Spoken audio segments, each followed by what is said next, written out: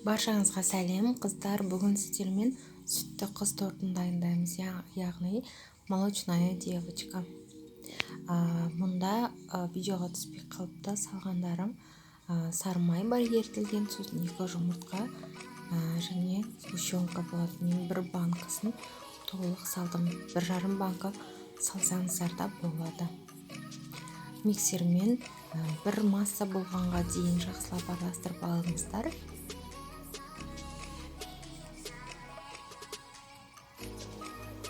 Бұл торт өте оңай жасалынуы және өте жұмсақ болып шығады.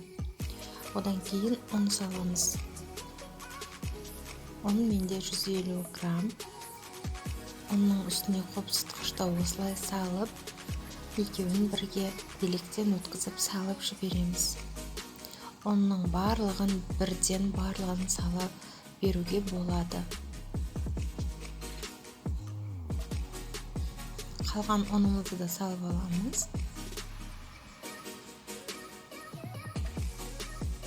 Енді оны да жақсылап миксермен араластырып аламыз.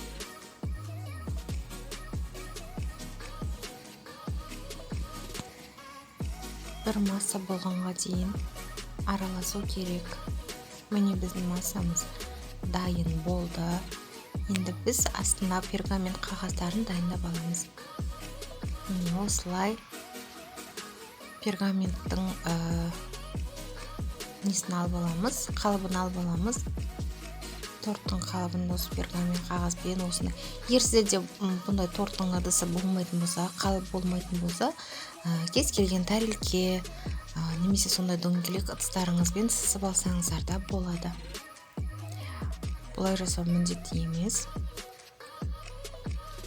Мен 4 пергамент қағазын дайындап, осылай массамызды 4-ке бөліп салып алдым.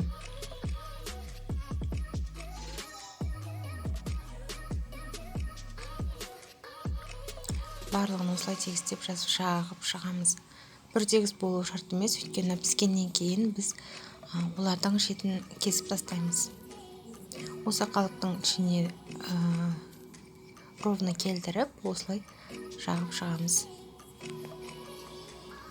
180 градуста 5-7 минут көлемінде пісіріп аламыз. Қатты күйіп кету қажет емес. Піскеннен кейін бұл өте жұмсақ болады. Міне көріп тұрсыздар. Дайын болды. Барлығын кесіп алдық. Шеттерін енді крем дайындауға кірісеміз. Крем үшін мен өте оңай кремді пайдаландым. Бізге ол үшін сары май мен бөлме температурасындағы сары май менен сгущенка керек болады.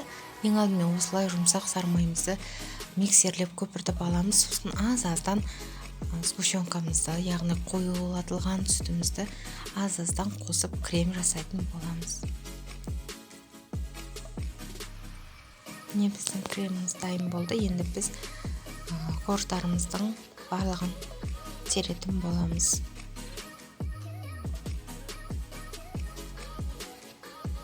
Арасына жақсылап көбірек етіп жағып шығамыз.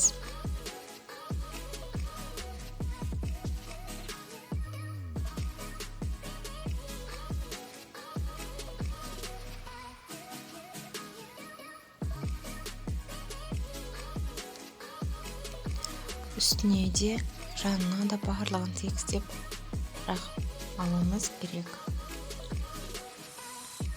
Одан кейін жаңағы кесіп алғаннан кейін қалған корждың ұнтақтарын осылай жанына үстіне жағып әсемдейміз.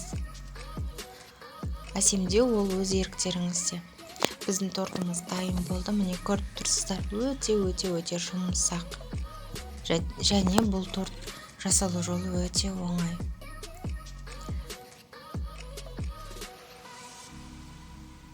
Жасап көруге кеңес беремін. Міндетті түрде жасап көріңіздер қыздар. Өкінбейсіздер, өте жұмсақ, дәмді болып шығады. Видео ұнаған болса лайк басып, комментарий қалдыруды ұмытпаңыздар және каналыма тіркелуді ұмытып кетпеңіздер.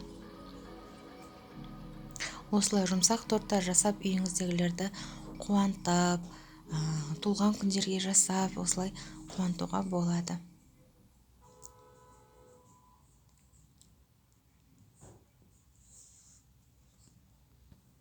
баршаңызға ас болсын деп тілеймін қыздар.